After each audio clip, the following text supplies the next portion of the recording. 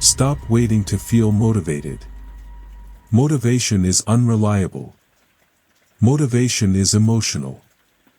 Motivation shows up when life is easy and disappears the moment resistance appears. Discipline does not disappear. This audiobook is about building focus that never fades, not because you feel inspired, but because you have systems that force consistency. If your progress depends on how you feel, you will always stop. If your focus depends on motivation, it will break under pressure. If your discipline is optional, your results will be temporary. Motivation is a feeling. Discipline is a structure. And structure always wins. You don't need more hype. You don't need more quotes. You don't need another burst of energy that dies in 3 days. You need rules. You need repetition. You need standards that do not negotiate with your emotions. This audiobook will teach you how to replace motivation with discipline, how to build focus that survives boredom, and how to execute even when you feel nothing. Because the people who win are not the most excited. They are the most consistent. Discipline is what gets you up when motivation is gone. Discipline is what keeps you working when no one is watching. Discipline is what builds confidence, quietly, slowly, permanently. This is not a feel-good audiobook. This is a training manual. If you are ready to stop starting over. If you are tired of losing momentum. If you want focus that doesn't fade when life gets uncomfortable. Then listen carefully. Because discipline is not something you wait for. It is something you build. And once it's built, nothing can shake you. Chapter 1: Motivation is the problem. Motivation feels powerful. That's why people trust it. It feels like energy. It feels like clarity. It feels like movement. But motivation is unstable. And anything unstable cannot be trusted with long-term results. That's the truth most people don't want to hear. Motivation depends on how you feel. On your mood. On your energy. On how your day went. On whether things are easy or hard. And that's exactly why motivation fails. You wake up motivated when life is smooth. You lose motivation when resistance appears. You start strong. You stop quietly. That cycle repeats until years are gone. You have a choice. You can continue living at the mercy of your emotions. Or you can build a system that doesn't care how you feel. That's the key. Motivation is not discipline. Motivation is a reaction. Discipline is a decision. And reactions are unreliable. If it requires motivation, it will eventually stop. Read that again. If it requires motivation, it will eventually stop. Because motivation is optional. Discipline is enforced. High performers understand this early. They don't wait to feel ready. They don't wait to feel inspired. They don't wait to feel confident. They move because it's scheduled. The work happens at a certain time. In a certain place. For a certain duration. Not because they want to. Because that's the rule. You don't need their permission to live this way. You don't need approval. You don't need understanding. You need standards. Most people fail not because they lack ability. They fail because they negotiate with themselves. They ask questions like, do I feel like it today? Am I motivated enough? Should I rest instead? And every question creates delay. Every delay weakens momentum. Every excuse feels logical in the moment. But logic driven by emotion is still emotion. It's not about motivation. It's about discipline. That's the shift. When something is disciplined, it happens regardless of mood. When something is motivated, it happens only when conditions are perfect. And conditions are never perfect. You have a choice. You can design your life around feelings. Or you can design it around structure. Structure removes debate. Structure removes hesitation. Structure removes the need for motivation. That's the key. Look at your past honestly. How many times did you start something motivated? How many times did that motivation fade? How many times did you stop without a clear ending? That wasn't a character flaw. That wasn't laziness. That was a flawed system. If it requires motivation, it will eventually stop. Discipline doesn't ask how you feel. It asks one question only. Is it time? If the answer is yes, you move. If the answer is no, you wait. No emotion. No drama. No internal argument. You don't need their permission to stop chasing motivation. You don't need permission to simplify your life. You need to stop confusing intensity with consistency. Motivation feels intense. Discipline feels boring. And boring is sustainable. That's why discipline works. Real focus is not built in moments of excitement. It's built in moments of resistance. When you don't feel like it. When there's no reward. When no one is watching. That's where discipline is trained. And here's the behavioral shift you must make. Stop asking, am I motivated? Start asking, what is scheduled? That question alone changes everything. Because once something is scheduled, it becomes non-negotiable. Like brushing your teeth. Like showing up to work. Like paying a bill. You don't wait to feel motivated to do those things. You do them because they are part of your structure. That's the key. Your goals fail because they live in emotion. They need to live in structure. You don't rise because you feel inspired. You rise because you repeat actions long enough for identity to change. And identity never changes through motivation alone. If it requires motivation, it will eventually stop. You have a choice. You can continue starting over. Or you can build something that doesn't require restarting. And that begins by accepting this uncomfortable truth.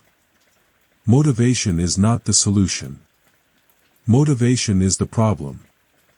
Once you accept that, you stop chasing feelings. You stop waiting. You stop negotiating. You start building systems. And systems don't care about your mood. They care about execution. You don't need their permission to become disciplined. You don't need to explain your routine. You don't need to justify your consistency. You just need to show up. Every day. At the same time. For the same work. That's how focus is built. That's how confidence is built. That's how discipline replaces motivation. And once discipline takes over, motivation becomes irrelevant. You mastered the idea that motivation cannot be trusted. Now it's time to learn what actually creates consistency. Because discipline is not a personality trait. It's a system. And that's what we build next. If this chapter helped clarify your thinking, let it settle before moving on. These audiobooks are designed to be listened to more than once. If you find value in this kind of long-form focus training, subscribing helps support the channel and keeps future audiobooks coming. Chapter 2: Discipline is a system, not a personality. Most people think discipline is something you are. They say things like, "I'm just not disciplined. That's not my personality." Some people are built different. That belief keeps them stuck. Because discipline is not a personality trait. It's not genetic. It's not something you're born with or without. Discipline is a system. And systems can be built. That's the key. If discipline were a personality trait, no one would ever change. If discipline were fixed, growth would be impossible. But people change every day. Not because they suddenly became different people, but because they changed what they enforced. You have a choice. You can keep labeling yourself. Or you can start designing systems that remove choice altogether. It's not about who you are. It's about what you set up. If it requires motivation, it will eventually stop. If it relies on personality, it will eventually fail. Systems don't care about personality. They care about inputs and outputs. That's the shift. Undisciplined people aren't broken. They're unstructured. They wake up and decide everything in real time. When to work. When to rest. When to quit. And every decision drains energy. High performers eliminate decisions. They don't ask, "Should I do it?" They ask, "What's next?" Because it's already decided. You don't need their permission to live this way. You don't need permission to simplify your life. You need to stop relying on willpower. Willpower is emotional.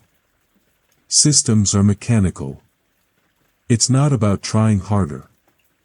It's about designing smarter. That's the key. Look at any area where you feel undisciplined. Your focus. Your fitness. Your work habits. Your sleep. Now ask one question. Is there a system here, or just intention? Intention is not discipline. Wanting is not discipline. Thinking about it is not discipline. Discipline begins where choice ends. You have a choice. You can keep hoping you'll feel different tomorrow. Or you can create rules that force consistency today. Rules remove emotion. Rules remove negotiation. Rules remove excuses. That's why they work. For example, if you wake up at the same time every day, discipline is automatic. If you work at the same hour daily, focus becomes normal. If you train on fixed days, effort becomes routine.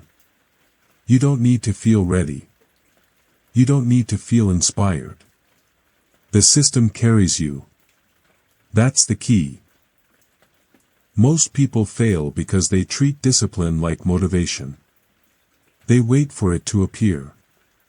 They hope it shows up. But discipline doesn't appear. It's installed. And installation requires structure. Here's the behavioral instruction. Pick one area of your life. Just one. Then do 3 things. Set a fixed time. Set a fixed duration. Set a non-negotiable rule. No emotion attached. No flexibility at the beginning. Flexibility comes later, after discipline exists. If it requires motivation, it will eventually stop. If it's systemized, it continues. You don't need their permission to be rigid at first. You don't need approval for structure. Freedom comes after discipline. Not before. That's where most people get it wrong. They want freedom without structure. They want results without rules. That doesn't work. Discipline is not harsh.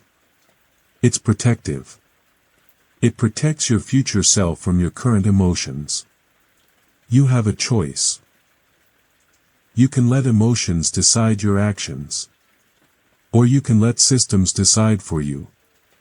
And systems are calmer, quieter, more reliable. That's the key. When discipline is a system, consistency is no longer heroic. It's normal. You stop celebrating starting. You stop announcing plans. You stop proving anything. You just execute. Day after day. Without drama. Without noise. And that's when identity begins to shift. Not because you told yourself a new story, but because your behavior changed. You don't become disciplined by thinking about it. You become disciplined by living inside structure long enough that it becomes familiar. If it requires motivation, it will eventually stop. But if it's built into your day, it survives boredom. It survives stress. It survives low energy. That's how focus is built. And once focus is built, confidence follows quietly. You don't need their permission to change how you live. You don't need to explain your system to anyone. Let your consistency explain it. You now understand this truth. Discipline is not who you are. It's what you enforce. And once you enforce it long enough, it becomes who you are. That's the power of systems. Here is what no one tells you. If discipline depended on personality, the world would never change. People would stay exactly as they are. Habits would be permanent. Mistakes would be final. But that's not reality. Reality is built by systems. That's the key. Every stable outcome you see. Strong bodies, focused minds, reliable performance. Comes from structure, not traits.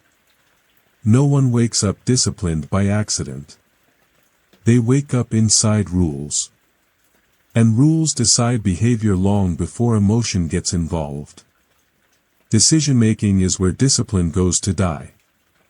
Every time you decide in the moment, emotion has a chance to interfere.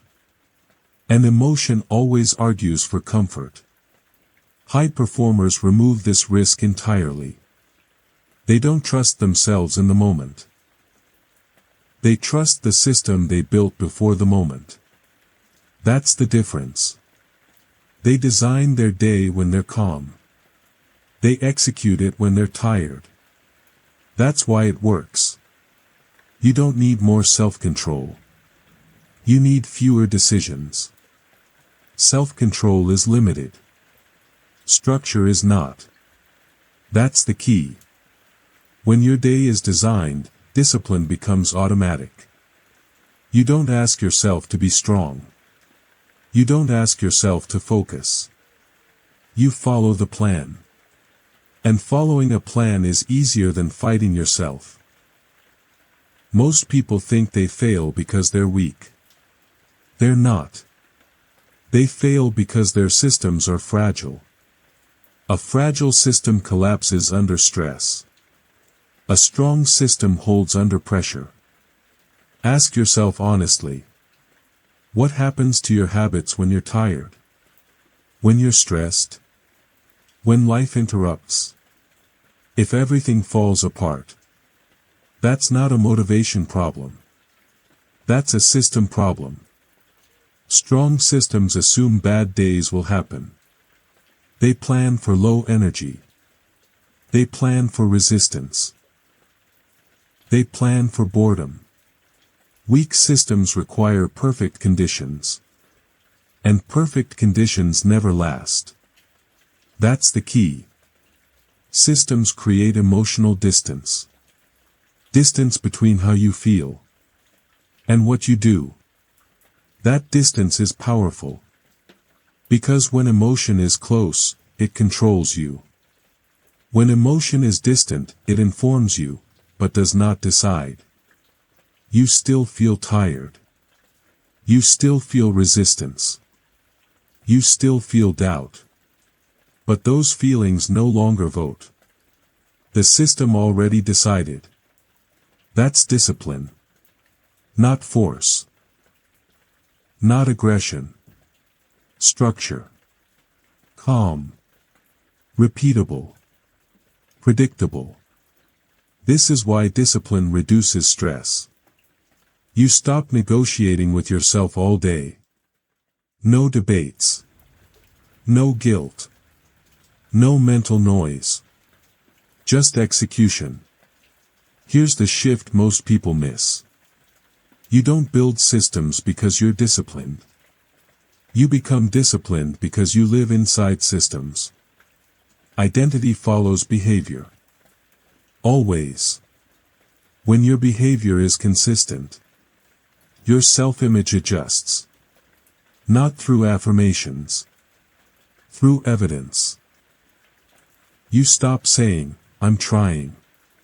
You stop saying, "I hope." You start saying nothing. Because the system speaks for you. That's the key.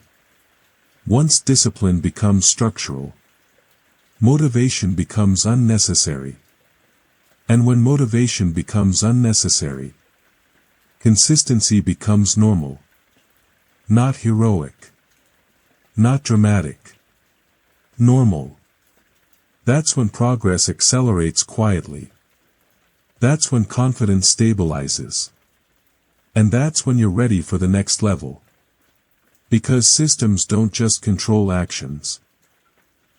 They create emotional stability. If this chapter helped you see discipline differently, don't rush past it. Replay it when you need clarity. These audiobooks are designed to train your mind through repetition. Not entertainment. Training. If you're serious about building real focus, not motivation, subscribing helps support the channel. Stay with the process. Chapter 3, Focus is built through repetition, not desire.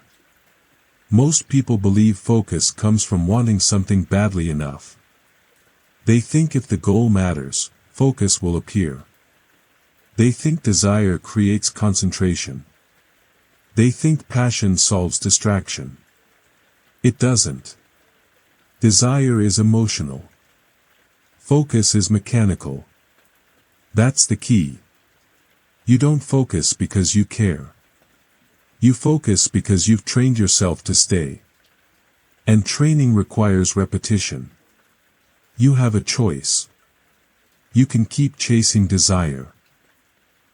Or you can start repeating behaviors that build focus regardless of how you feel.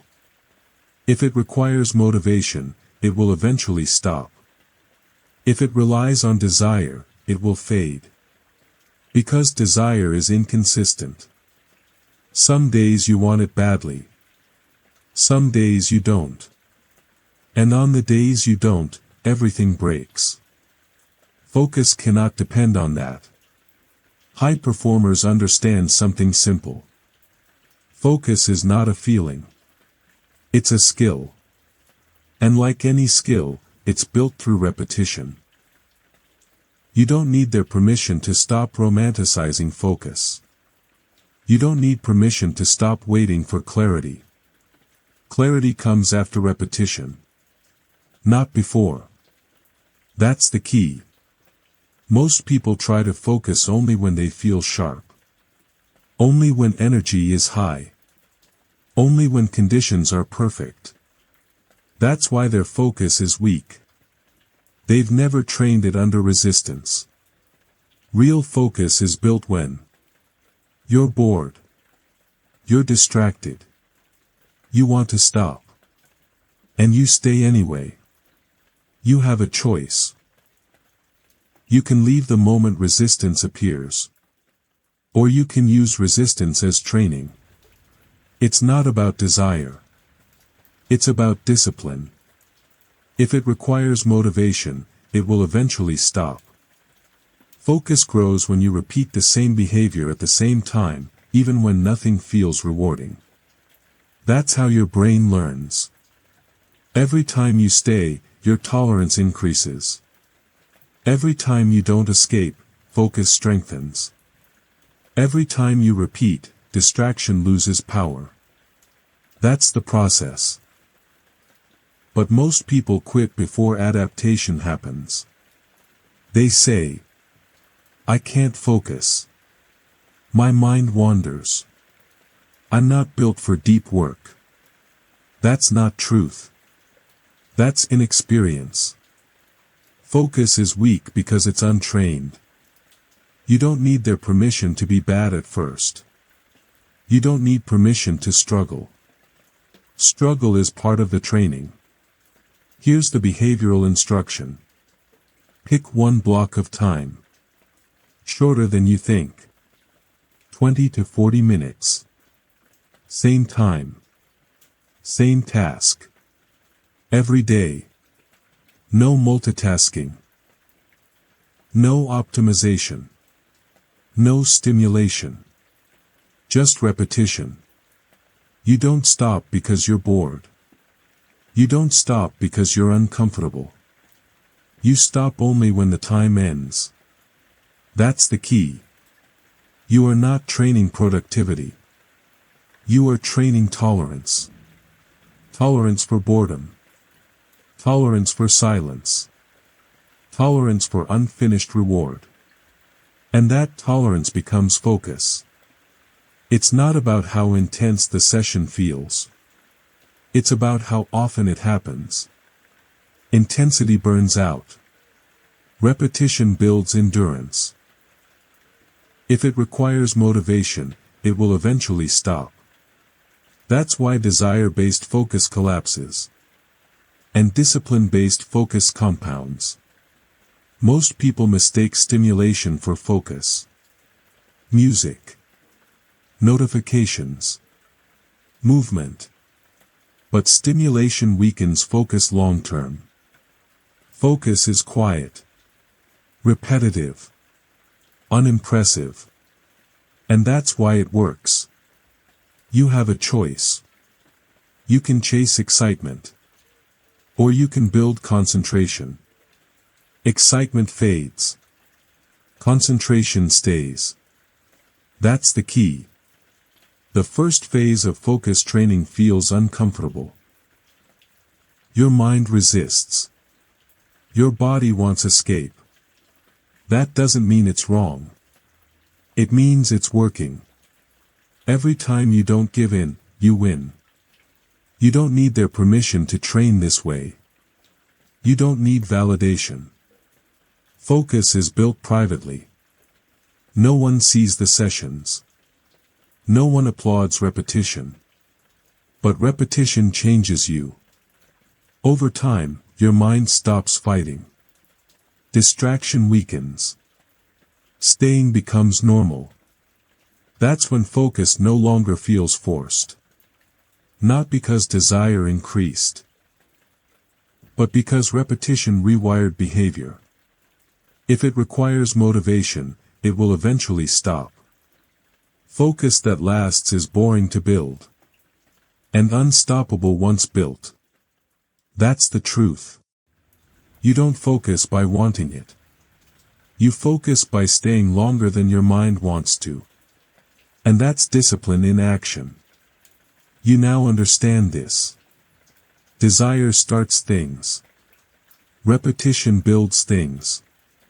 And only what's built survives pressure. Here is what repetition actually does. It teaches your nervous system that escape is no longer required.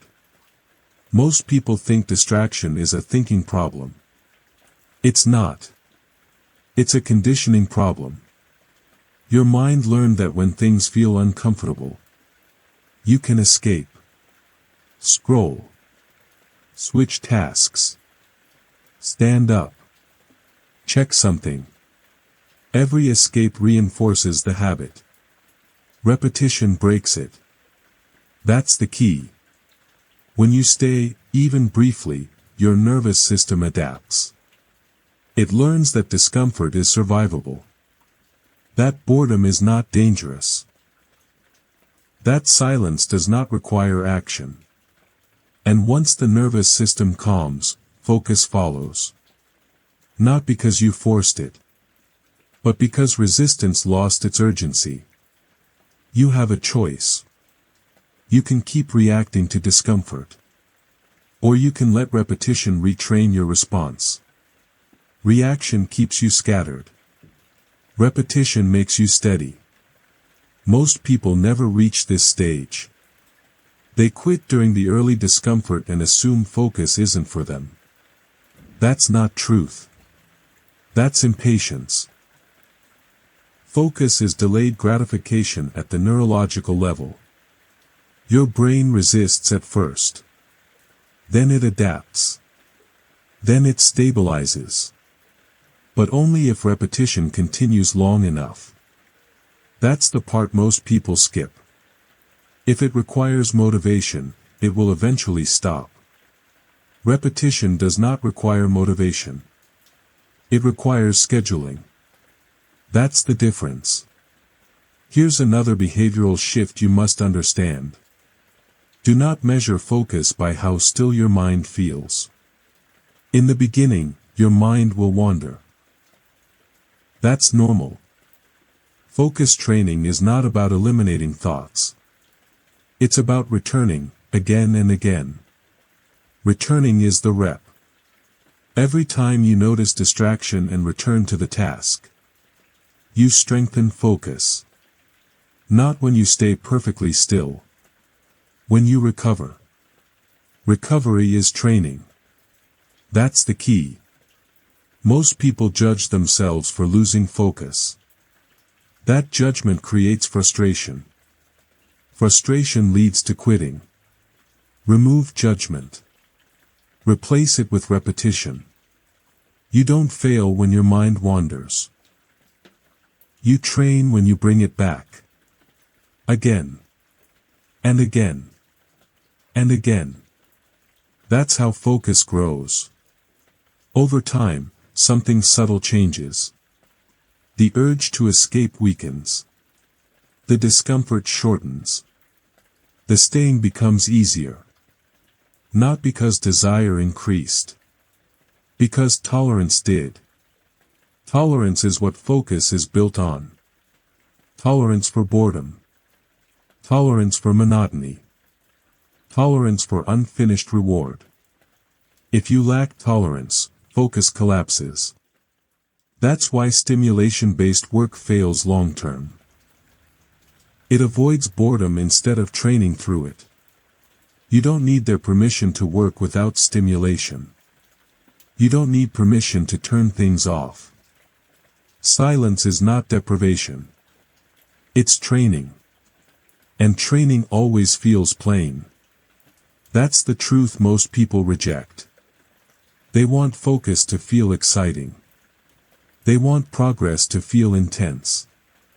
But intensity is emotional. And emotion is unreliable. Focus that lasts feels calm. Unremarkable. Steady. Repeatable. That's why disciplined people don't look stressed. They've trained their tolerance.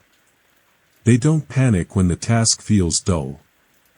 They don't quit when energy drops. They stay. Because staying is familiar. You have a choice. You can keep chasing the feeling of being in the zone. Or you can build the capacity to stay even when you're not. The zone comes later. Always. If it requires desire, it will eventually stop. Focus is not summoned. It's earned. Earned through repetition. Earned through boredom. Earned through consistency. This is why focus improves quietly. One day you notice. You're less distracted. You're calmer. You finish more. Not because you tried harder. Because you stayed longer, often without noticing. That's the compounding effect. Repetition compounds invisibly. And invisible growth is the most reliable kind. You don't need their permission to build focus this way. You don't need validation. Focus is not performed. It's practiced. And practice always looks ordinary. Until results appear. That's when people ask how you changed. You won't have an exciting answer. You'll have a simple one. You stayed. You don't focus by wanting it. You focus by staying longer than your mind wants to. And that ability to stay without stimulation, to repeat without excitement, to continue without desire, is discipline in its purest form. You now understand this. Desire starts things. Repetition builds things. And only what's built survives pressure. If you're serious about training your focus, stay connected to this channel. Consistency is built through repetition, and that's what this space is for. Chapter 4: Emotional control is the foundation of discipline. Most people think discipline fails because of laziness. That's wrong. Discipline fails because of emotion. Anger. Frustration. Doubt. Impatience. Ego. These emotions don't feel dangerous. But they are. Because emotion creates reaction. And reaction destroys consistency. That's the key. If you cannot control your emotions, you cannot maintain discipline. Not long term. Not under pressure. You have a choice. You can let emotions dictate your actions. Or you can train yourself to act despite them. It's not about eliminating emotion. It's about not obeying it. That's discipline. Most people stop when they feel uncomfortable. They slow down when they feel tired. They quit when they feel frustrated.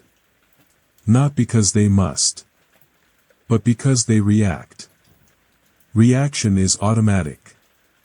Discipline is intentional. And intentional behavior always wins. If it requires motivation, it will eventually stop. If it's driven by emotion, it will eventually break.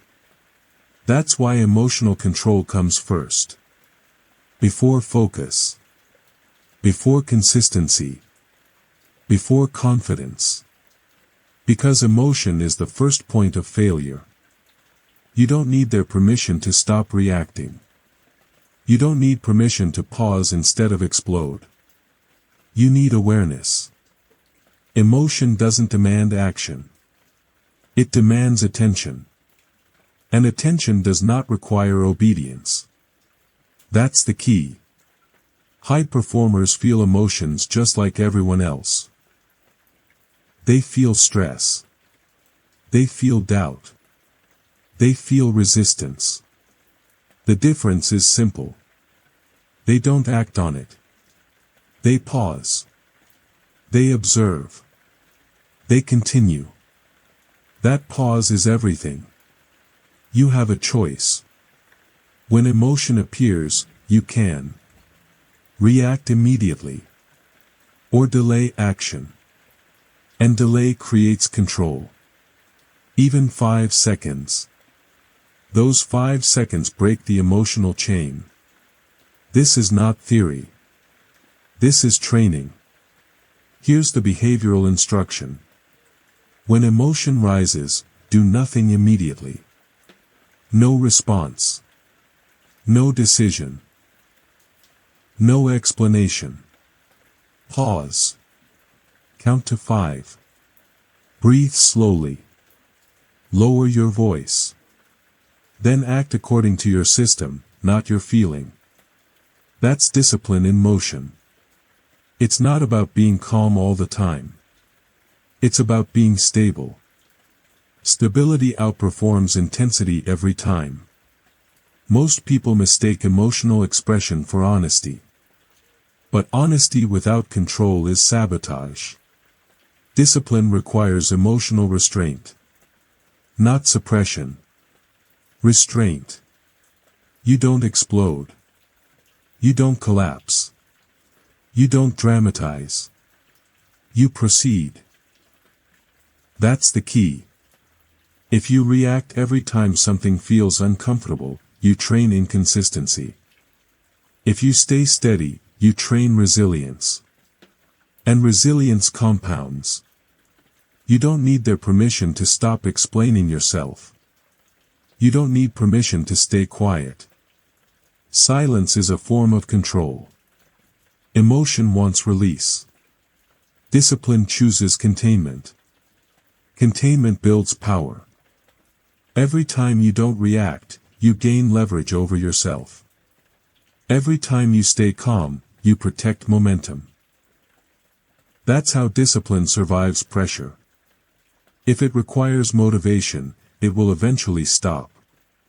If it's protected by emotional control, it continues. Most people lose focus not because they're distracted, but because they're emotional. Something irritates them. Something discourages them. Something triggers comparison. And suddenly the system breaks. Not because the system was weak. Because emotional control was missing. That's the foundation. Here's another instruction. Separate feeling from function. You can feel tired and still function. You can feel frustrated and still execute. You can feel bored and still continue. Feeling is not a command. You have a choice. You can obey emotion. Or you can observe it and proceed. That decision defines discipline. Emotion passes. Structure remains. That's the key. The strongest discipline is quiet because it is emotionally regulated. No spikes. No crashes. Just steady execution. And steady execution always wins long term. You don't need their permission to become emotionally disciplined. You don't need applause. Control is internal. And once emotional control is built, everything else becomes easier. Focus lasts longer. Consistency stabilizes. Confidence grows silently. Because now nothing inside you is sabotaging the system. You've learned this truth. Discipline without emotional control collapses. Discipline with emotional control compounds. That's the difference. And now that you understand how emotion affects discipline, it's time to remove the next obstacle. Choice. Because too much choice destroys consistency. Most people think discipline fails because of laziness. That's wrong. Discipline fails because of emotion. Anger. Frustration. Doubt. Impatience. Ego. These emotions don't feel dangerous. But they are. Because emotion creates reaction. And reaction destroys consistency. That's the key. If you cannot control your emotions, you cannot maintain discipline. Not long term. Not under pressure. Not when things don't go your way. You have a choice. You can let emotions dictate your actions. Or you can train yourself to act despite them. It's not about eliminating emotion. It's about not obeying it. That's discipline. Most people don't quit because the task is impossible. They quit because the emotion becomes uncomfortable. They feel resistance. And they interpret it as a signal to stop. They feel frustration, and they assume something is wrong. They feel boredom, and they look for escape. But emotion is not instruction. It's feedback. And feedback does not require immediate action. That's the key. If it requires motivation, it will eventually stop. If it's driven by emotion, it will eventually break. Because emotion fluctuates. Discipline must not. High performers feel everything you feel. They feel stress. They feel pressure. They feel doubt before difficult work. The difference is not emotional strength. The difference is emotional delay. They don't react immediately. They pause. They breathe. They continue. That pause is everything. You have a choice. When emotion appears, you can react instantly. Or you can delay action. And delay creates control. Even 5 seconds. Those 5 seconds interrupt the pattern. They stop emotion from hijacking behavior. This is not philosophy. This is neurological training. Reaction strengthens emotional circuits. Delay weakens them. That's why discipline improves with practice. Here's the behavioral instruction. When emotion rises, do nothing immediately. No response. No decision. No explanation. Pause. Count to 5. Slow your breath. Relax your jaw. Lower your shoulders. Then act according to your system, not your feeling. That's discipline in motion. Most people think discipline means forcing intensity. It doesn't. Discipline means maintaining stability. Stability outperforms intensity every time. Intensity spikes. Stability compounds. That's the key. Most people mistake emotional expression for honesty. But honesty without control is self-sabotage. You don't need to say everything you feel. You don't need to act on every impulse. You don't need to release every emotion immediately. Discipline requires restraint. Not suppression. Restraint. Suppression stores emotion. Restraint channels it. You don't explode. You don't collapse. You don't dramatize. You proceed. That's the difference. Every time you react emotionally, you train inconsistency. Every time you stay steady, you train resilience. And resilience compounds. You don't need their permission to stay calm. You don't need permission to stay quiet. You don't need approval for emotional control. Silence is leverage. Emotion wants release. Discipline chooses containment. Containment builds power. Every time you don't react, you gain authority over yourself. Every time you stay regulated, you protect momentum. That's how discipline survives pressure. If it requires motivation, it will eventually stop. If it's protected by emotional control, it continues. Most people lose focus not because they're distracted, but because they're emotional. Something irritates them. Something discourages them. Something triggers comparison. And suddenly the system breaks. Not because the system was weak. Because emotional control was missing. That's the foundation. Here's another instruction. Separate feeling from function. You can feel tired and still function. You can feel frustrated and still execute. You can feel bored and still continue. Feeling is not a command. You have a choice. You can obey emotion. Or you can observe it and proceed. That decision defines discipline. Emotion passes. Structure remains. That's the key. The strongest discipline is quiet.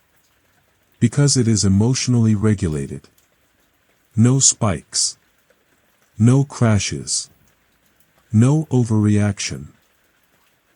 Just steady execution. And steady execution always wins long term. You don't need their permission to become emotionally disciplined. You don't need applause. Control is internal. And once emotional control is built, everything else becomes easier. Focus lasts longer. Consistency stabilizes. Confidence grows silently. Because now nothing inside you is sabotaging the system. You've learned this truth. Discipline without emotional control collapses. Discipline with emotional control compounds. That's the difference. And now that you understand how emotion affects discipline, it's time to remove the next obstacle. Choice. Because too much choice destroys consistency. If this chapter resonated, don't rush forward. Emotional control is trained through repetition, not understanding. Stay with the process, and stay connected to this channel if you're serious about self-mastery. Chapter 5. Remove choice to increase consistency. Every time you hesitate, you lose power. Not because the task is hard, but because choice creates delay. And delay kills consistency. That's the truth. Most people don't fail because they can't do the work. They fail because they decide too often. They decide when to start. They decide when to stop. They decide how much effort to give. And every decision gives emotion a chance to interfere. That's the key. Discipline collapses the moment choice enters the room. You have a choice. You can keep giving yourself options. Or you can remove choice completely. High performers remove choice. They don't wake up asking, should I work today? Should I train today? Should I focus now? That question no longer exists. Because it's already decided. You don't need their permission to live this way. You don't need permission to make your life simpler. You need fewer decisions. Choice feels like freedom.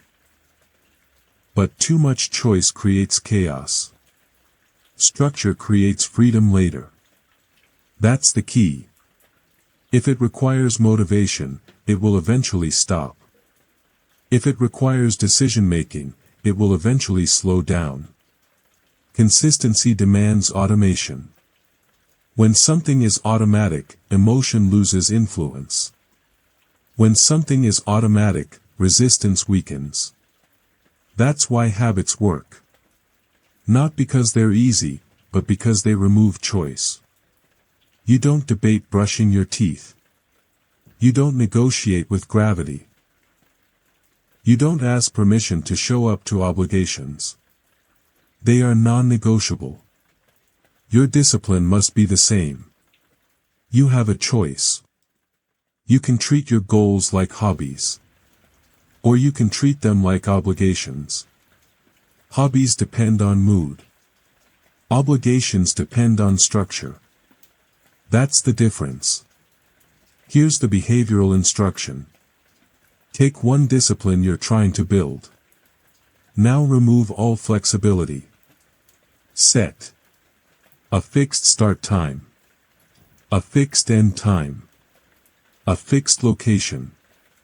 No adjustment based on mood. No exception for low energy.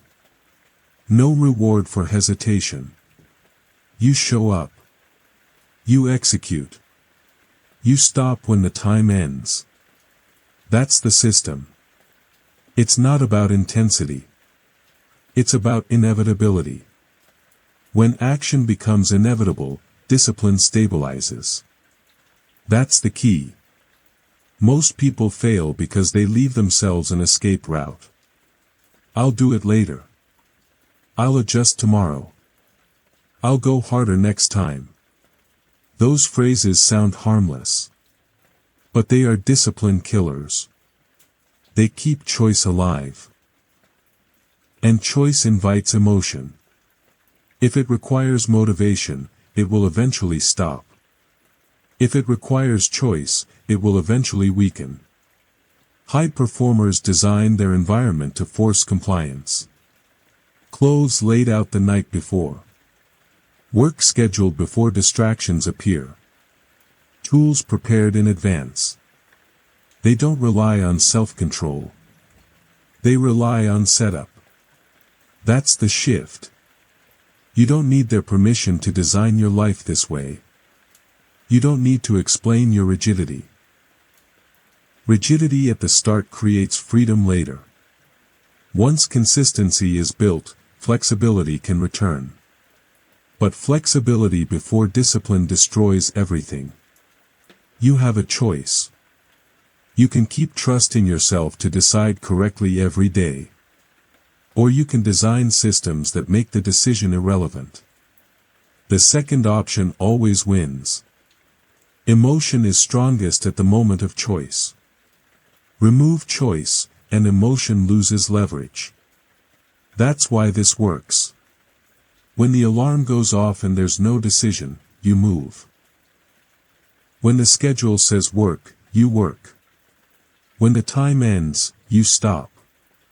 No inner dialogue. No drama. No delay. And over time, consistency becomes normal. Not heroic.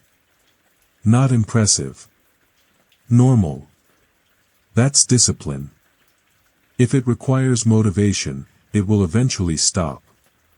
If it's built into your structure, it survives. Most people want discipline to feel empowering. But real discipline feels neutral. It's calm. Predictable. Unemotional. And that's why it lasts. You don't need their permission to stop negotiating with yourself. You don't need permission to be strict.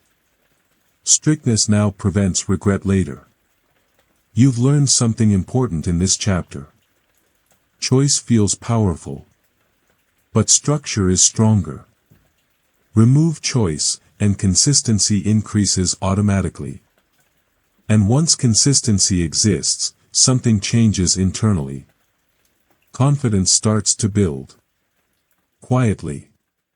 Without announcements. Without validation. Which leads us to the next truth. Most people don't realize how much energy choice consumes. Every decision costs attention. Every option drains clarity. Every pause invites emotion. That's why days filled with choices feel exhausting, even when little gets done. Decision fatigue is real. And discipline collapses under fatigue. That's the key. When you decide all day long, you have nothing left when it matters. By the time it's time to focus. By the time it's time to train. By the time it's time to work deeply. Your mind is already tired from choosing. So you delay. You negotiate. You lower standards. Not because you're weak. Because you're overloaded. High performers protect their energy by limiting choice. They wear similar clothes. They eat similar meals. They follow similar routines. Not because they lack creativity. But because creativity requires stability. That's the shift. You don't remove choice to become robotic. You remove choice to become consistent. Consistency creates trust. Trust creates confidence. And confidence eliminates hesitation. You have a choice. You can live reactively, deciding everything in real time. Or you can live proactively, deciding once, then executing automatically. The second path feels restrictive at first. But it frees your mind. That's the paradox. Most people fear structure because they think it limits freedom. But unstructured lives are controlled by impulse. Structure doesn't trap you. It protects you. That's the key. Think about this. When do you feel most calm? When everything is undecided? Or when the plan is clear? Clarity reduces anxiety. Structure reduces friction. Choice increases noise. That's why removing choice feels uncomfortable initially. Your mind is used to chaos. It mistakes chaos for freedom. But freedom without structure is unstable. If it requires motivation, it will eventually stop. If it requires constant choice, it will eventually break. Here's another behavioral instruction. Decide once. Then stop revisiting the decision. Choose your wake-up time, once. Choose your work block, once. Choose your training window, once. After that, execution replaces thinking. No reassessing. No reevaluating. No, how do I feel today? That question no longer matters. You don't need their permission to stop reconsidering decisions you already made.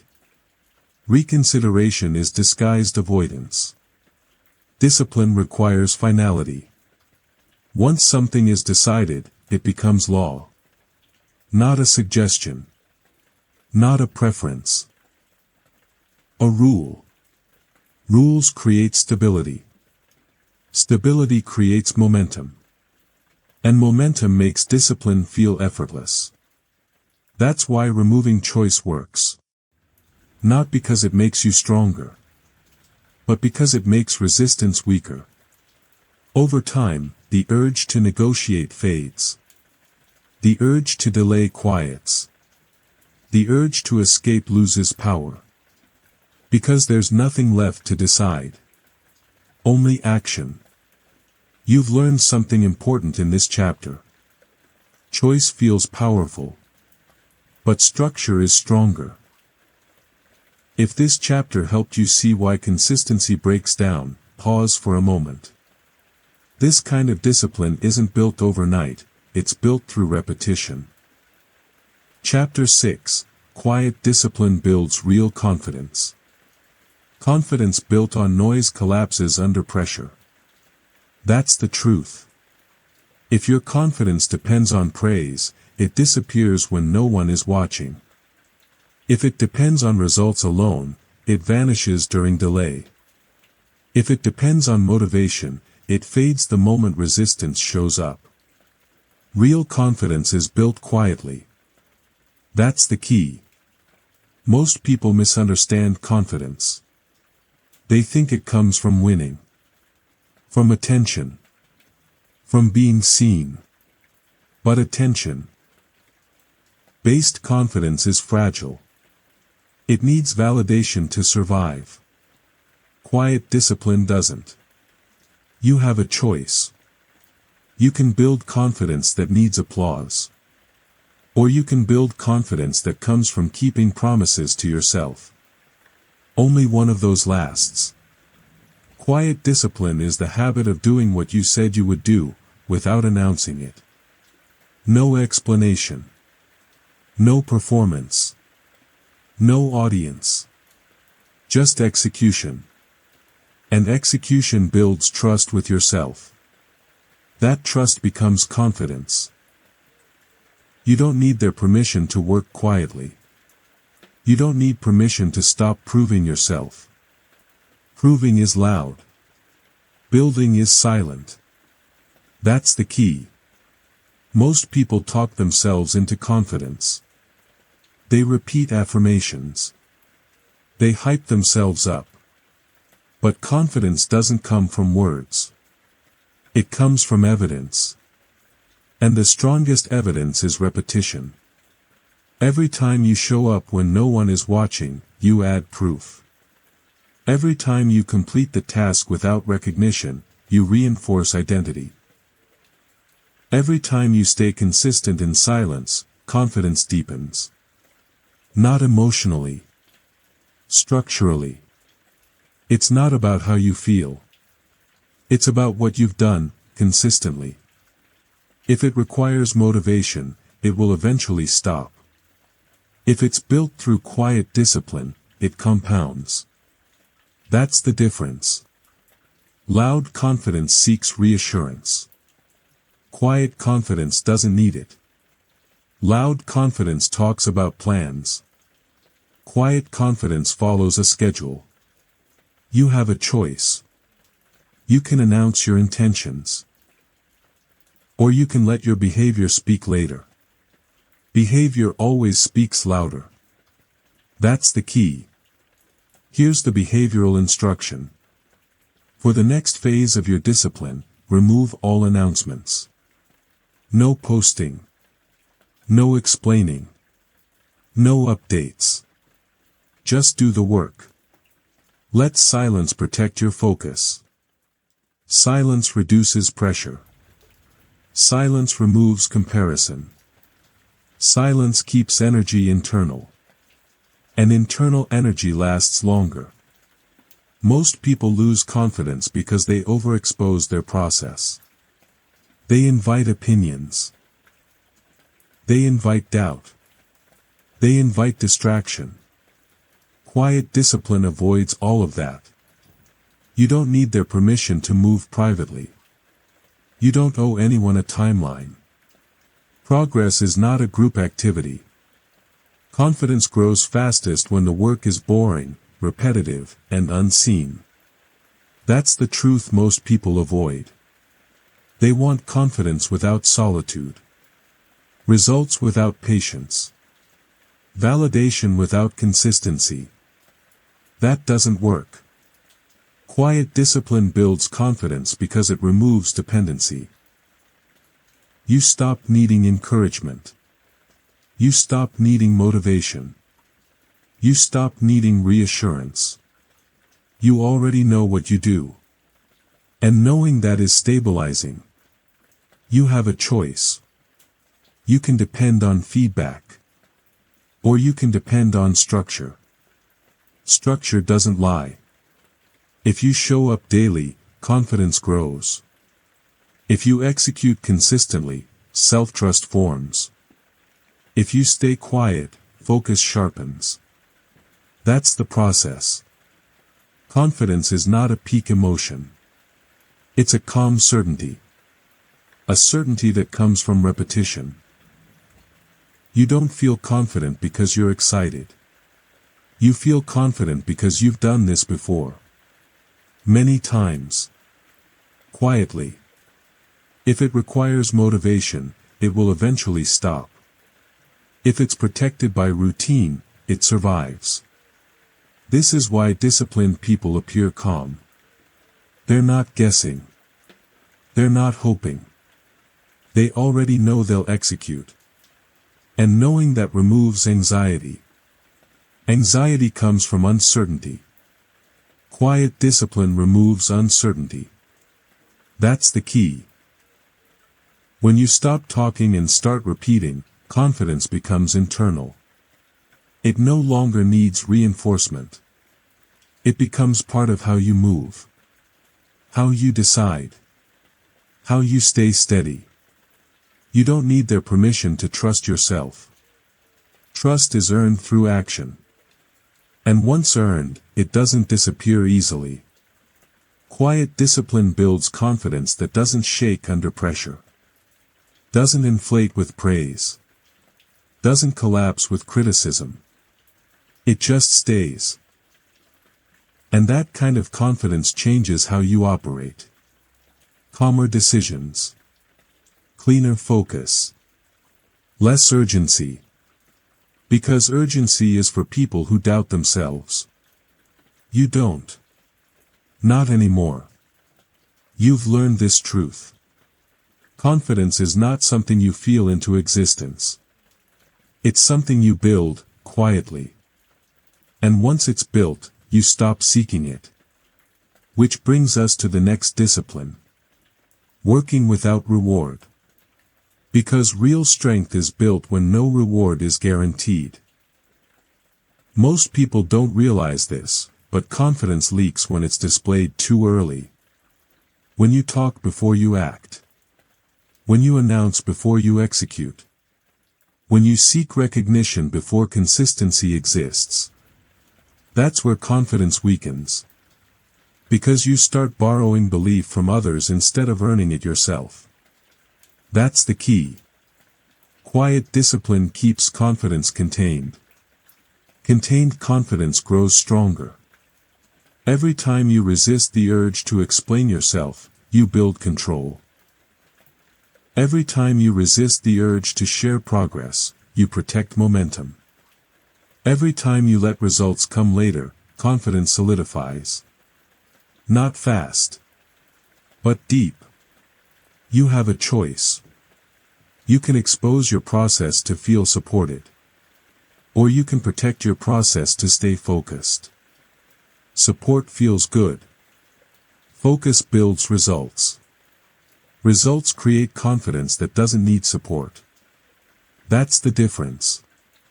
Think about this. How confident do you feel when you know you'll do the work tomorrow? Not because you're motivated. Not because you're excited. But because it's routine. That calm certainty, that's real confidence. It doesn't spike. It doesn't shout. It doesn't rush. It just exists. And it exists because discipline removed uncertainty. Uncertainty creates anxiety. Anxiety weakens confidence. Quiet discipline removes uncertainty by making behavior predictable. You already know how you'll act. So doubt has nothing to attach to. That's the key. Most people chase confidence through achievement. But achievement is intermittent.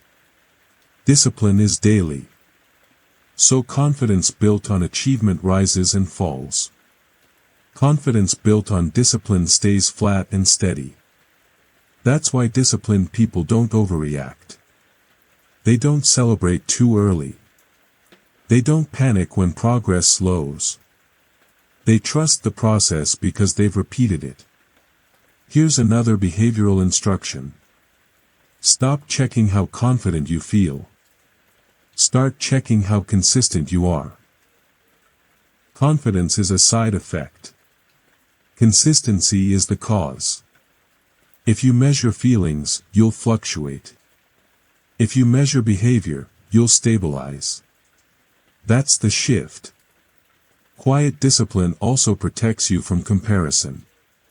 When you're silent, you're not measuring yourself against others. You're measuring yourself against yesterday. And that comparison is productive. You don't need to be ahead of anyone. You just need to be aligned with your system. Alignment builds confidence faster than competition ever will. You have a choice. You can let other people's progress influence your emotions. Or you can let your routine anchor you. The routine always wins. That's why silence matters. Silence keeps confidence internal. Internal confidence is durable. External confidence cracks under pressure. If it requires validation, it will eventually stop.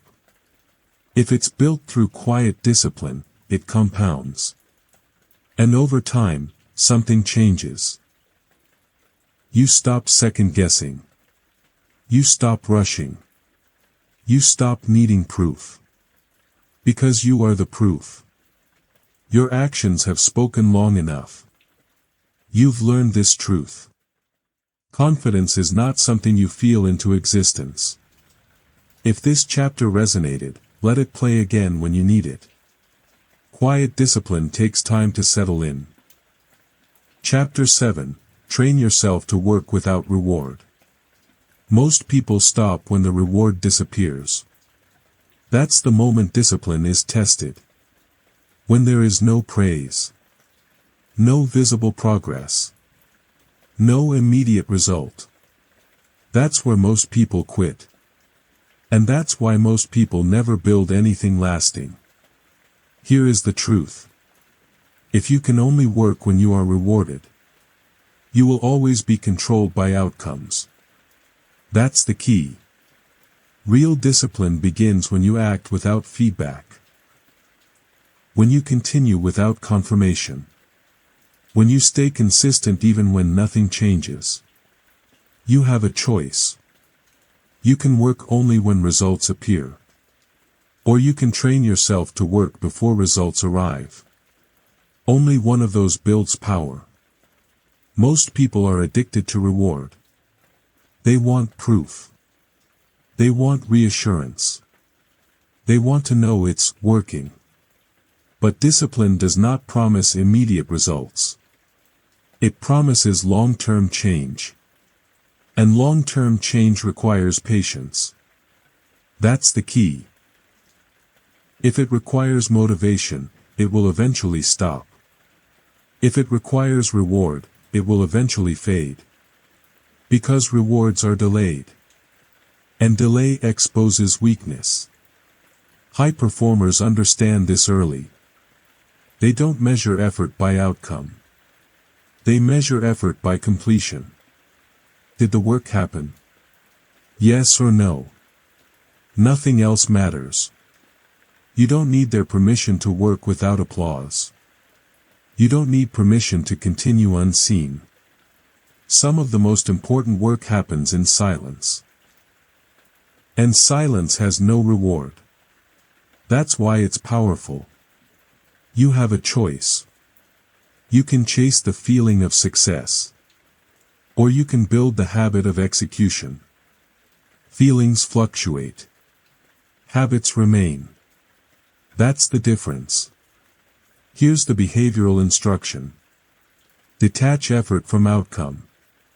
When you sit down to work, do not ask, will this pay off today?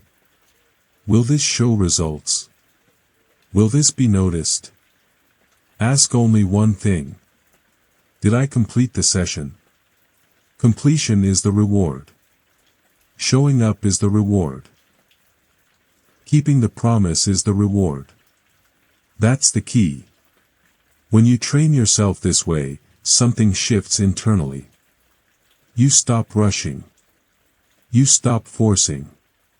You stop needing validation.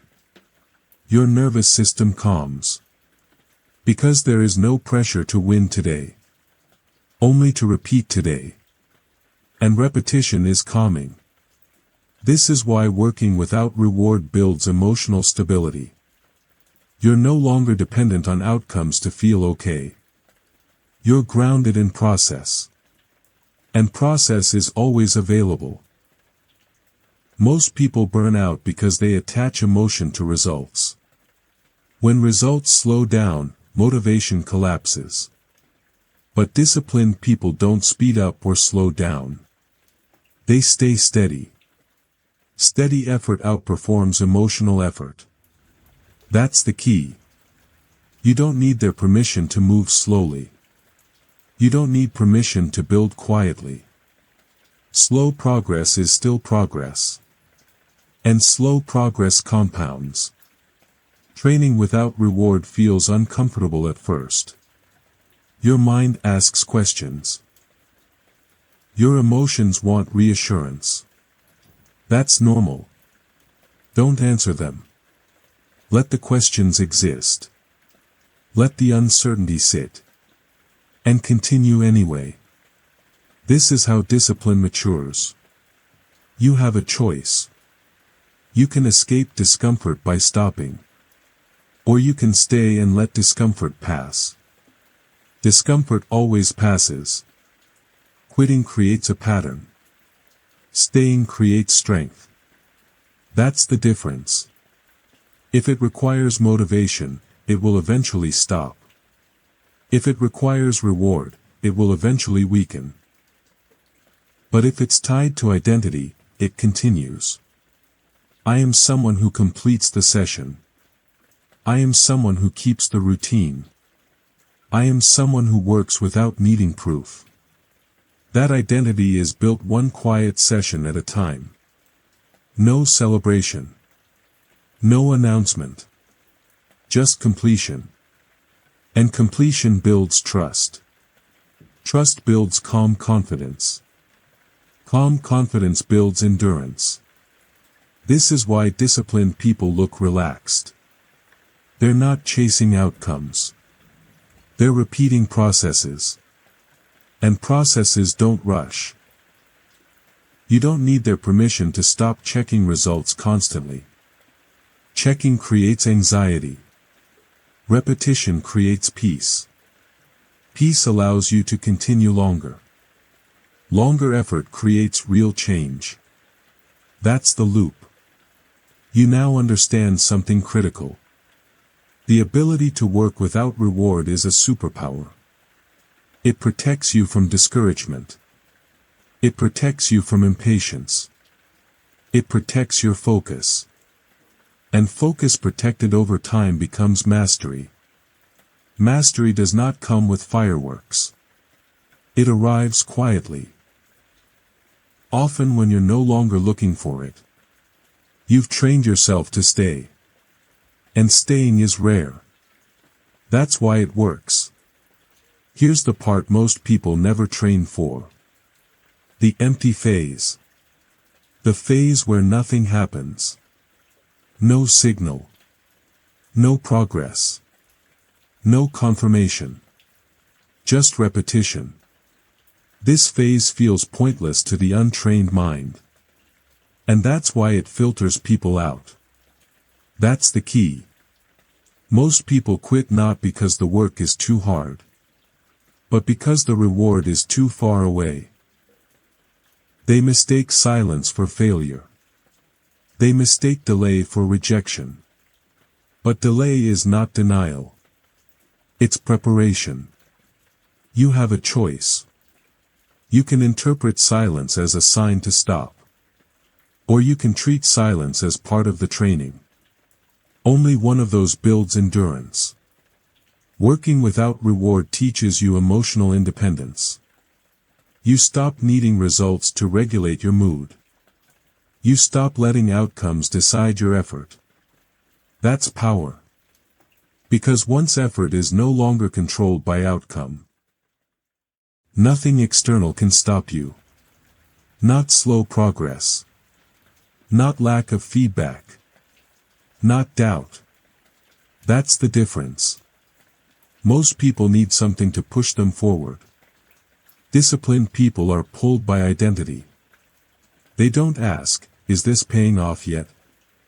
They ask, is this who I am? And identity doesn't require applause. Identity acts because that's what it does. That's the key. There will be days where discipline feels pointless. Days where effort feels invisible. Days where stopping feels logical. Those days are not mistakes. They are tests. Not tests of ability. Tests of patience. And patience is trained only one way. By continuing without reward. You don't need their permission to be in this phase. Every serious transformation includes it. The ones who pass through it quietly are the ones who last. You now understand something critical. The ability to work without reward is a superpower. If this chapter helped calm your mind, let it continue playing. These audiobooks are designed for focus, reflection, and rest. Chapter 8, Boredom is the gateway to mastery. Boredom is not the enemy. That's the misunderstanding. Boredom is the doorway most people refuse to walk through. They turn back. They look for stimulation. They search for something new. And in doing so, they stay average. Here is the truth, spoken calmly. If you cannot tolerate boredom, you cannot reach mastery. That's the key. Mastery is not exciting. It is repetitive. It is quiet. It is predictable. And predictability feels boring to an undisciplined mind. Most people confuse boredom with failure. They think boredom means something is wrong. It doesn't. Boredom means the work is simple enough to repeat. And repetition is where mastery lives. You have a choice. You can escape boredom with novelty. Or you can stay and let boredom sharpen you. Only one of those builds depth. High-level skill is built in boring environments. Same routine. Same schedule. Same actions. Day after day. That's not glamorous. It's effective. If it requires excitement, it will eventually stop. If it survives boredom, it compounds. That's the difference. Boredom strips away emotion. There's no rush. No adrenaline. No hype. Just you and the task. And when emotion disappears, discipline takes over. That's the key. Most people never reach this stage. They quit the moment stimulation fades. They say they lost interest. They say they need something new. What they really lost was patience. Mastery demands patience. Here's the behavioral instruction. When boredom appears, do not change the task. Change your relationship to it. Do not add stimulation. Do not multitask. Do not seek distraction. Stay. Let the boredom sit. Boredom is a signal that your nervous system is settling. It means the mind is no longer entertained. That's when learning deepens. That's when movements become efficient. That's when thinking becomes clear. That's when skill embeds. You don't need their permission to do boring work. You don't need permission to repeat what already works. Most breakthroughs look boring from the outside. Same training. Same hours. Same silence. This is why disciplined people are hard to read. They're not chasing feelings. They're following structure. Structure removes chaos. Chaos demands excitement. Structure tolerates boredom. That's the key. At night, boredom feels heavier. The world is quiet. Distractions fade. Your mind slows down. This is not weakness. This is the perfect environment for discipline. Overnight listeners understand this intuitively. The calm hours expose what remains when stimulation is gone. If you can stay focused here, you can stay focused anywhere. You have a choice. You can scroll to escape the quiet. Or you can remain with the routine. Remaining builds endurance. Endurance builds mastery. Mastery does not announce itself. It arrives gradually. So gradually that most people miss it. They were too busy searching for excitement. Boredom is not a wall. It's a filter. It filters out those who need entertainment to continue.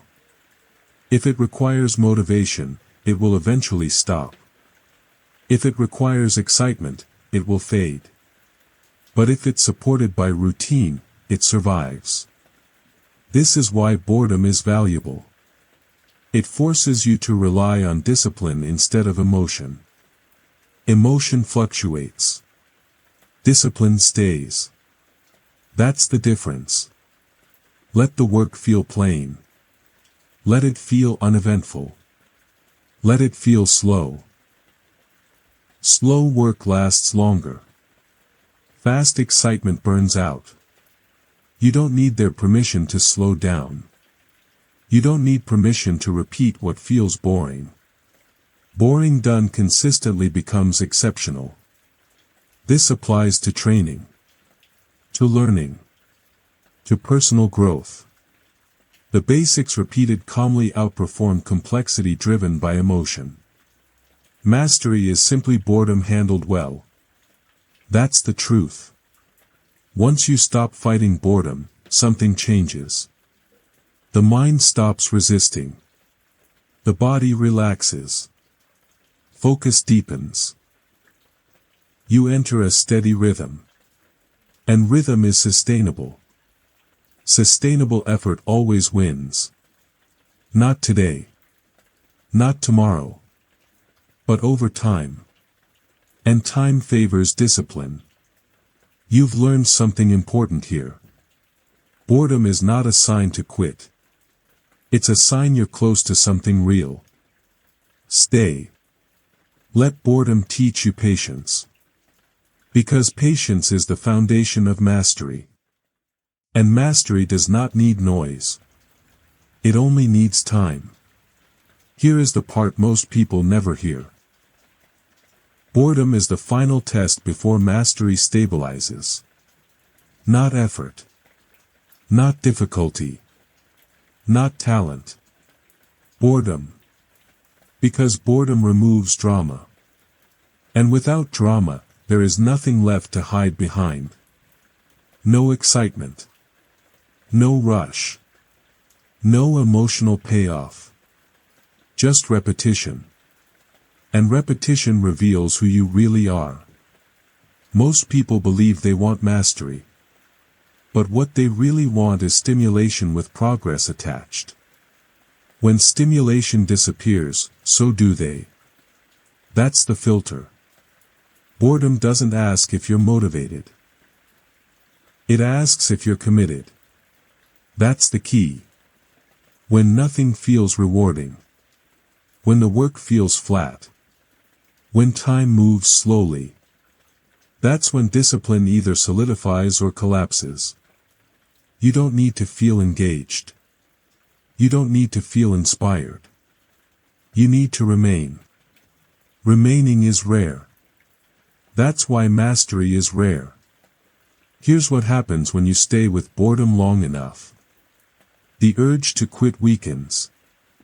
The need for stimulation fades. The mind stops searching for exits. And when the mind stops escaping, focus deepens naturally. Not forcefully. Not aggressively. Calmly. This is why boredom is dangerous to the undisciplined mind. But powerful for the disciplined one. It removes dependence. No reward. No novelty. No emotional leverage. Just you and the system.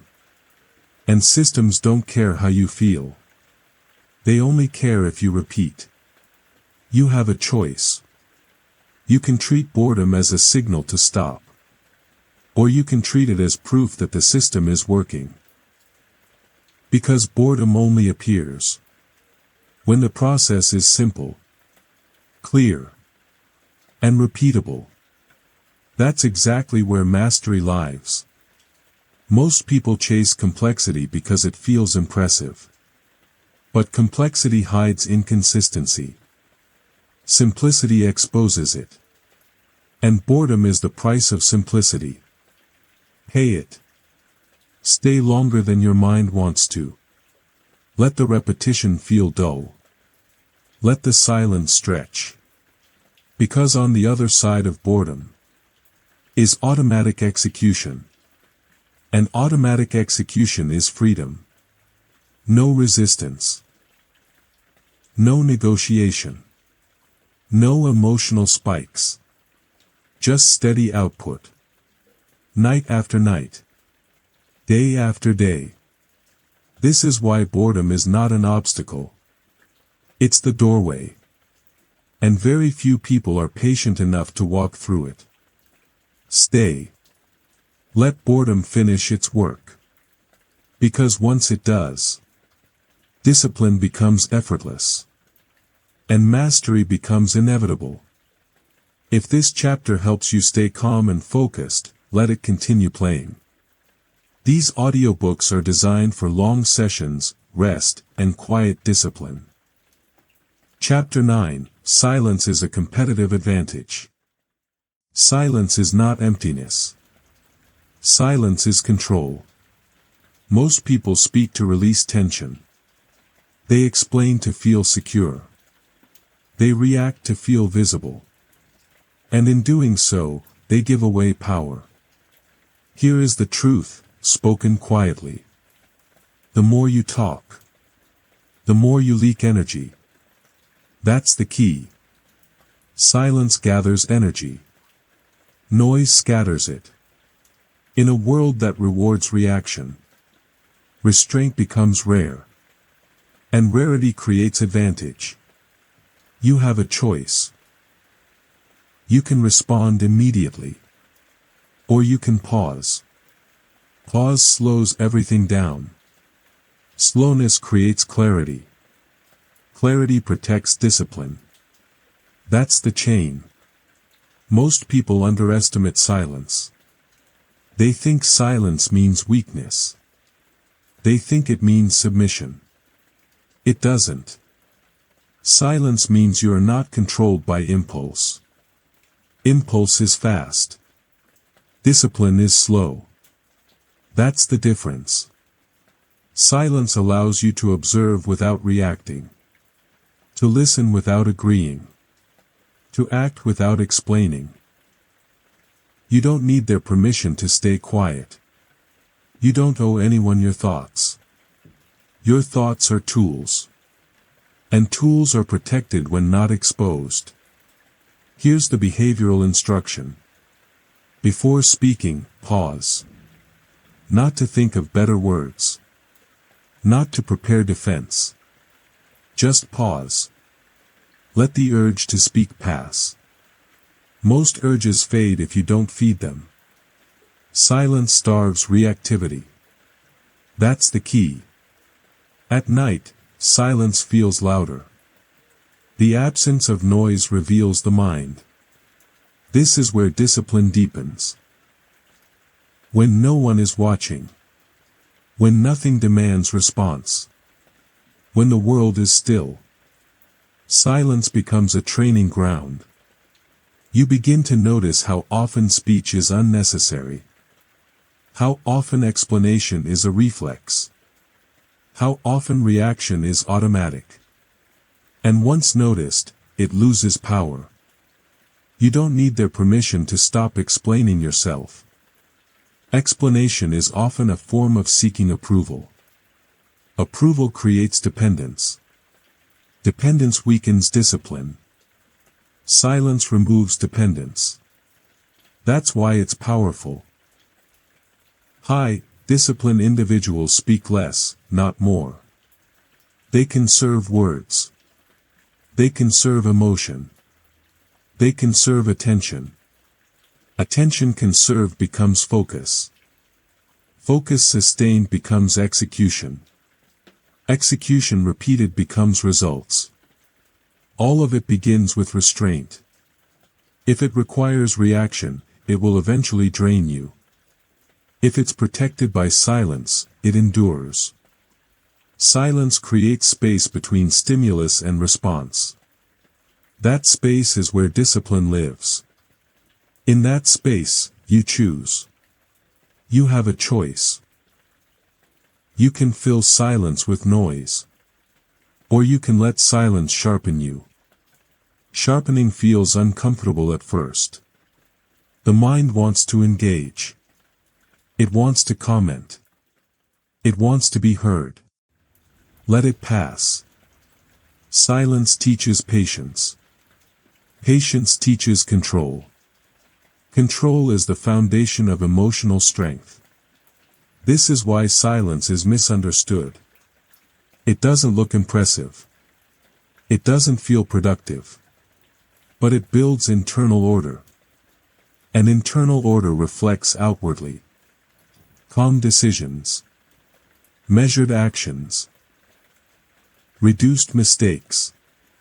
Most conflict comes from unnecessary words. Most stress comes from over-explanation. Silence removes both. That's the key. You don't need their permission to be private. Privacy protects progress. Not everything needs to be shared. Not every thought needs expression. Some thoughts are refined in silence. At night, allow silence to remain. Do not fill it. Do not resist it. Let it settle. The calmer the environment, the more disciplined the mind becomes. Silence is not avoidance. It is preparation. Preparation for action. Preparation for consistency. Preparation for restraint. Those who master silence rarely feel rushed. They move deliberately. Deliberate movement conserves energy. Energy conserved compounds.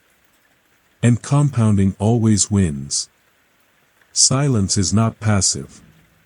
It is active control. And control is the goal. You've learned something essential here. Discipline is not always about doing more. Sometimes it's about saying less. And what remains unsaid often matters most. Have you noticed how the loudest people in the room often have the least control? How the ones who speak first, react fastest, and explain everything rarely end up ahead? There is a hidden force that most overlook, a force so simple it's invisible, yet so powerful it can define your results. That force is silence. And those who wield it intentionally gain an edge few even recognize. Silence is not emptiness. Silence is control. Most people speak to release tension. They explain to feel secure. They react to feel visible. And in doing so, they give away power. Here is the truth, spoken quietly. The more you talk, the more you leak energy. The more you explain, the more you dilute your influence. Noise scatters energy. Silence gathers it.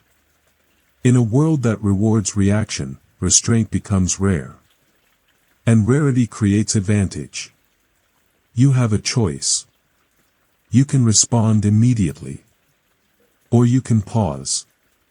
Pause slows everything down. Slowness creates clarity. Clarity protects discipline. Most people underestimate silence. They think it means weakness. They think it means submission. It doesn't. Silence means you are not controlled by impulse. Impulse is fast. Discipline is slow. Impulse reacts. Discipline observes. Silence allows you to watch without responding. To listen without agreeing. To act without explaining. You don't need anyone's permission to remain quiet. You don't owe the world your thoughts. Your thoughts are tools. And tools are strongest when protected, when refined, when kept in reserve. Before speaking, pause. Not to craft a better argument. Not to defend yourself. Not to prepare a reaction. Pause simply to see if the urge to speak is necessary at all. Most urges fade if you don't feed them. Silence starves reactivity. Silence sharpens control. At night, silence feels louder. The absence of noise reveals the mind. This is where discipline deepens. When no one is watching. When nothing demands a response. When the world is still. Silence becomes a training ground. You begin to notice how often speech is unnecessary. How often explanation is a reflex. How often reaction is automatic. And once noticed, it loses power. You don't need approval to stop explaining yourself. Approval creates dependence. Dependence weakens discipline. Silence removes dependence. And that is why it is powerful. High-discipline individuals speak less, not more. They conserve words. They conserve emotion. They conserve attention. Attention conserved becomes focus. Focus sustained becomes execution. Execution repeated becomes results. It all begins with restraint. If it requires reaction, it will eventually drain you. If it is protected by silence, it endures. Silence creates a space between stimulus and response. In that space, you choose. You can fill it with noise. Or you can let it sharpen you. Sharpening feels uncomfortable at first.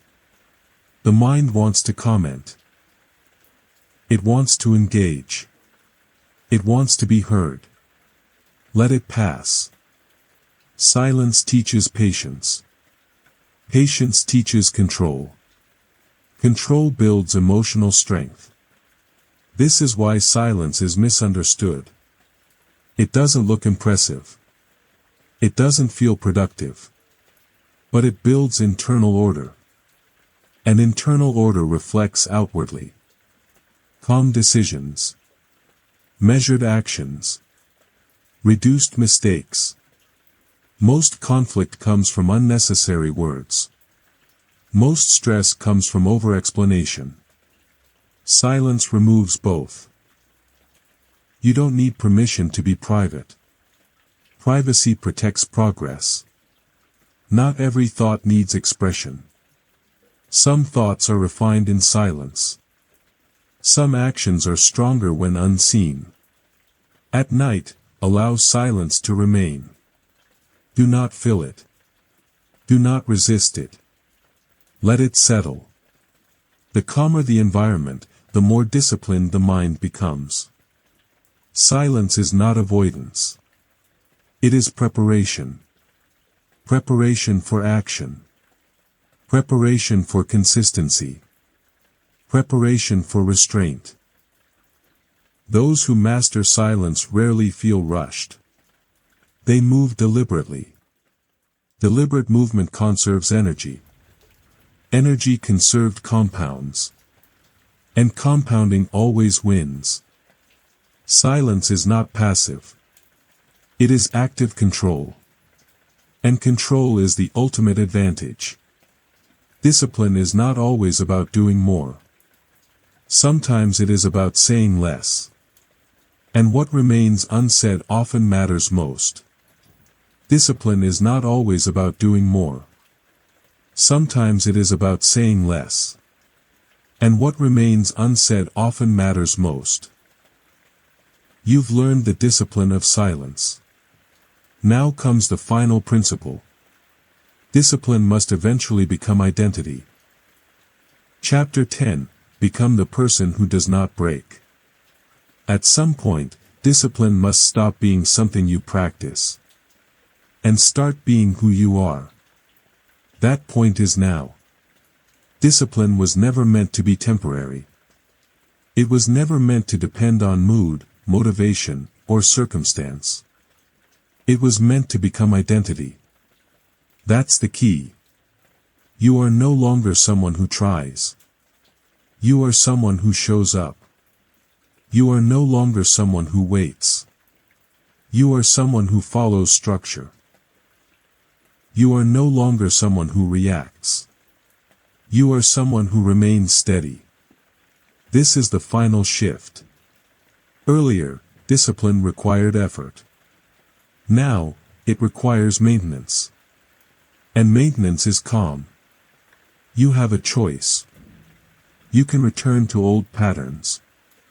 Or you can protect the identity you've built. Protection is quieter than effort. But far more important. The person who does not break is not intense. They are consistent. They are not loud.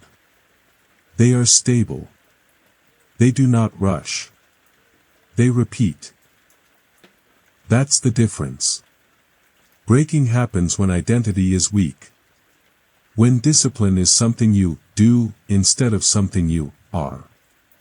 But when discipline becomes identity, breaking requires force. And life rarely applies force consistently. It applies pressure slowly. You've trained for that. You've learned to move without motivation. To work without reward. To stay through boredom. To protect silence. All of that created something stronger than excitement. It created structure. Structure holds when emotion fades. That's the key. You don't need their permission to live this way. You don't need approval to stay disciplined. Your standards are internal now. Internal standards do not negotiate. The person who does not break does not argue with themselves. They don't debate. They don't bargain. They follow the plan. Not because it feels good, but because it is who they are. At night, this identity becomes clearer. When the world is quiet. When no one is watching. When there is no performance. Only you and your habits remain. And your habits now reflect discipline. That's not accidental. That was built. Session by session. Choice by choice. Silently. You have a choice tomorrow. And the next day. And the next. But the choice becomes easier. Because you're no longer deciding whether to act. You're simply continuing. Continuation is powerful. Continuation removes friction. Continuation is calm. If it requires motivation, it will eventually stop. If it's identity-based, it continues automatically. That's the final lesson. You don't rise to motivation. You fall to identity. And your identity is disciplined. This audiobook was not meant to hype you up. It was meant to settle you down. To slow the mind. To harden the structure. To remove dependency on emotion. If you listen again, you will hear something different each time. Because repetition reveals layers. And layers build depth. Depth builds strength. The person who does not break does not need constant input. They need reminders. This is one of them. You are capable of staying steady. Of working quietly. Of continuing when it's boring. That's rare. And rarity is powerful. Carry this forward calmly. No announcement. No rush. No explanation. Just repetition. Just structure. Just discipline. Motivation will leave you. Discipline will not. If you remember nothing else, remember this.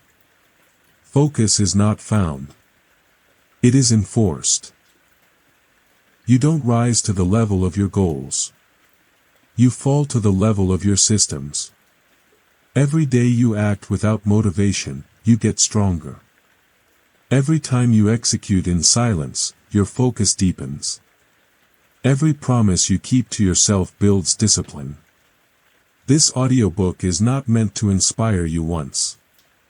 It is meant to train you daily. So here is your challenge. Choose one discipline. Schedule it. Remove choice. Repeat it every day for 30 days, no emotion, no negotiation. Do not wait to feel ready. Do not wait to feel motivated. Start now. Move in silence. Let discipline carry you forward. Because motivation fades. But discipline builds focus that never does. If this audiobook helped you, we invite you to leave a comment and share what stood out to you. We're genuinely happy you visited the channel and spent this time training your focus and discipline. If you'd like to support this work, please like and subscribe, so you don't miss the next audiobooks coming soon. Thank you for listening.